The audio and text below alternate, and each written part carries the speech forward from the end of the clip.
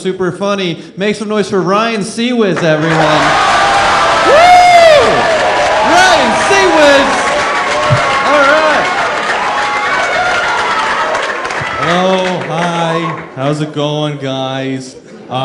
Hey, thank you for coming out, guys. That means a lot. Yeah. I know it wasn't easy. A lot of you might have had to take off from work. I know I did.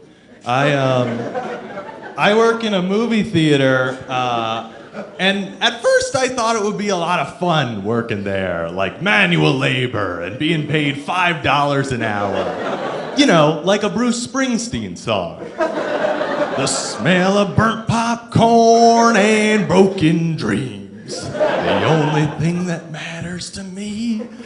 What if that was my whole set? Like a fake Bruce Springsteen song.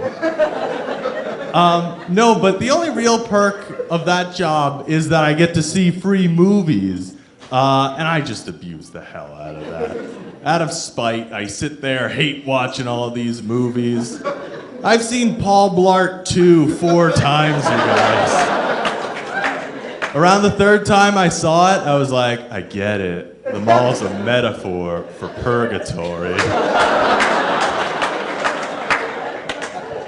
I found this out recently. You guys probably know this. Aloha means both hello and I don't believe women should be paid as much as men.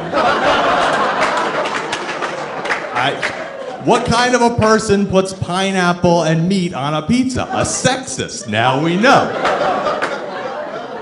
I also found this out recently. You know people that say like Murica? Like God bless Murica, or American cars, or American sniper. I found out that the reason they say Murica is because in the time it takes to say America, a gay couple could get married.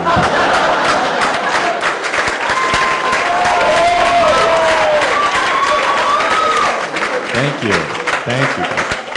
I want to tell you guys a story about when I was 7 years old.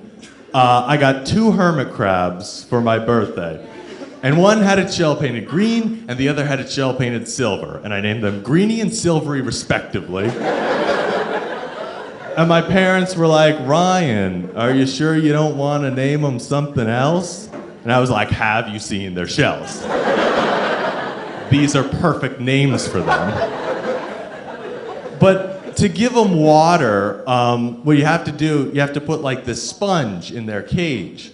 And they kind of like suck the moisture off of that. So once I squeezed the sponge, and all these spiders bursted out of it. So the next day, me and my mother went to Petco to find out like why this happened. And we asked the guy, and he goes, yeah, they'll do that. And he walks away.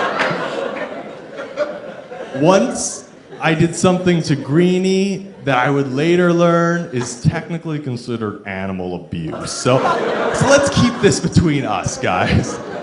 I put him in my palm because I wanted him to come out of his shell and treat my body like a jungle gym.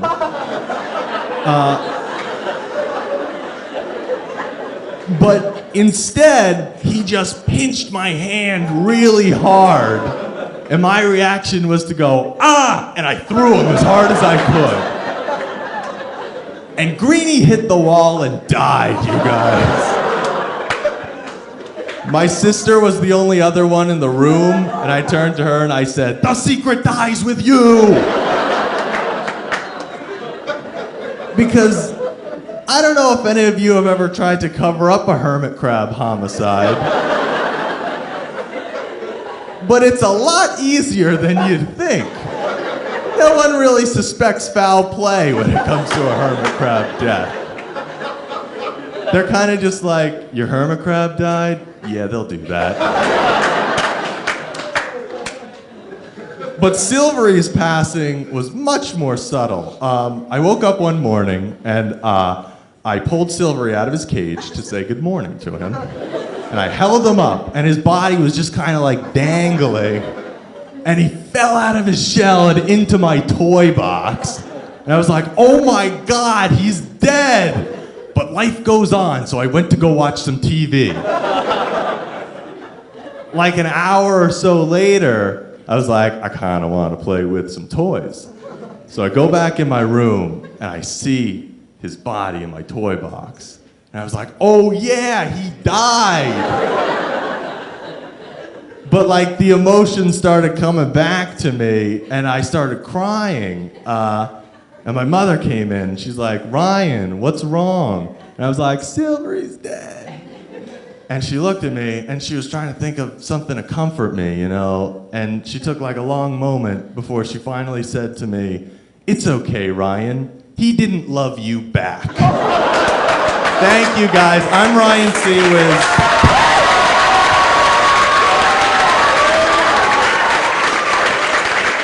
Ryan Seawiz, everyone.